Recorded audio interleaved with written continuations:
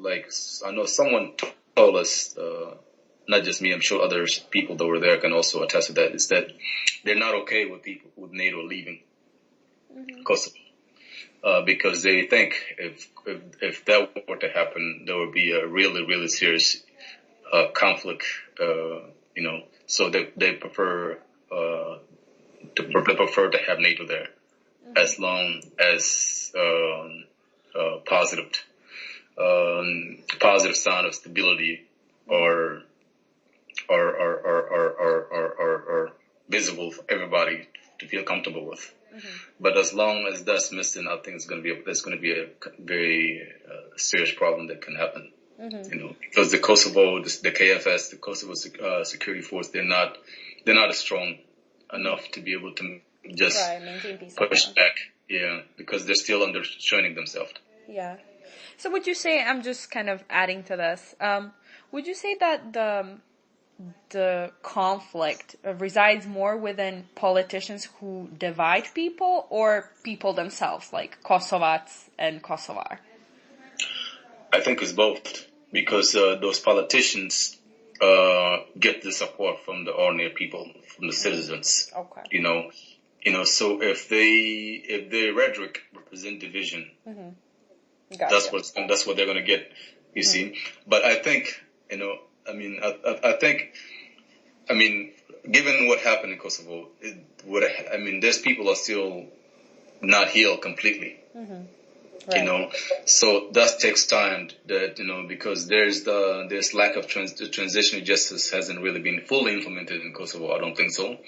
Yes, there have been some leaders that have been in jail as a result of what happened for their role. And some of these leaders are part of the Kosovo Liberation Army, and but I don't think it's enough for people to say, you know what, we can get this pain out of our chest and we need to move forward. Kosovo has been a country with still, I think they're been a country for about 20 years now, or almost 21. I think they need time, to have that national identity. Because as long as there's this identity, I'm Kosovo Serb or I'm Kosovo Albania, there's always going to be an issue, and the politicians are going to be part of a division. Right. I met a Kosovar boy recently, and we became really good friends. And what was interesting about it, I was kind of, because I didn't really know how I referred to him, I was like, oh, so you're Albanian. So he's like, well, no, I'm Kosovar. And I'm like, well, are you obviously you're not, because you would be speaking Serbian to me if you were, Kosovo Serbian, so you're Kosovo Albanian. And they like to create their own identities. What I noticed from my story, like my conversation with him, was that he likes to be referred to as Kosovar, because if he were Albanian, he would be in Albania. So I found that dynamic really, really interesting. Yeah, I think the positive is, in terms of peace, is that the young people have the ability to change all this stuff. Right. I think when I say young people, I'm talking about people from the age of 15, maybe to 25.